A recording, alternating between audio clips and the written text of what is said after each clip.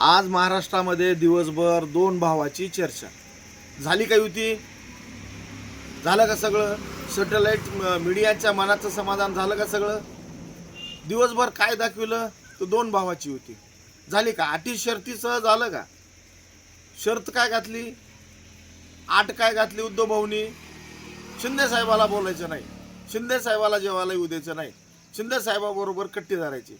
अरे काय रडीचा डाव खेळता तुम्ही? हे असं होऊन कुठं तुमच्या दोघांची युती होणार आहे का? आणि तुम्ही दोघं एकत्र आल्याच्या नंतर काय होणार आहे?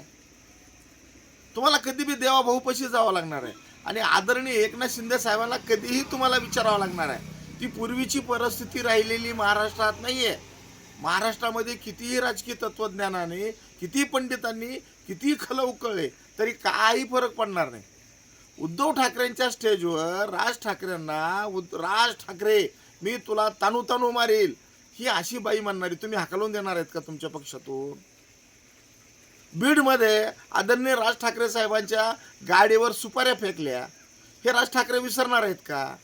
अहो काही नाहीत, उगा दोन भाऊ एकत्र मिळूत आणि आपलं मुंबईकडे लक्ष देऊन काहीतरी करू, काय विषय होत नाही. ह्या दोघांनी दोघं एकत्र आली काय नाही आली काय? महाराष्ट्राच्या राजकारणामध्ये काय फरक पडणार आहे? आजच्या महाराष्ट्राच्या राजकारणामध्ये आदरणीय देवाभाऊ हे फार मोठे नेतृत्व आहे. या महाराष्ट्राच्या राजकारणामध्ये आदरणीय एकनाथभाई शिंदे साहेब हे फार मोठे नेतृत्व आहे. आदरणीय अजितदादा पवार साहेब हे महायुतीचे सगळी मंडळी आहेत. तुमच्याच्यानं तुम्ही एकत्र आलात काय नाही आलात काय काही फरक पडणार नाही. आणि कार्यकर्त्याची तर 7.5 आणि कार्यकर्त्याचे दिवस आहे तसे आहे, चालणारच आहे. त्याच्यामुळं पण दिवसभर जी 12 तास महाराष्ट्रातल्या कुठल्याच पाण्या टंचाबद्दल बोलला नाही, गुराढोरांच्या त्यांच्याबद्दल, चाऱ्याबद्दल बोलला नाही, इथल्या सुखदुःखाबद्दल बोलला नाही. म्हणजे किती एखाद्या लोकांना किती मूर्ख बनवायचं हे महाराष्ट्राच्या मीडियाकडून शिकावं. त्याच्यापेक्षा हे यूट्यूबमध्ये काम करणारे प्रसारमाध्यमं जी आहेत ही तुमच्यापेक्षा 1000 पटीनं चांगले आहेत. एकच बातमी 12 तास दाखवण्याचं रेकॉर्ड महाराष्ट्रातल्या सॅटेलाइटच्या पत्रकार मंडळीकडे लकलाब आहे. एकच तुम्ही सांगताय की एकत्र येणार. काय होणार आहे एकत्र होऊन?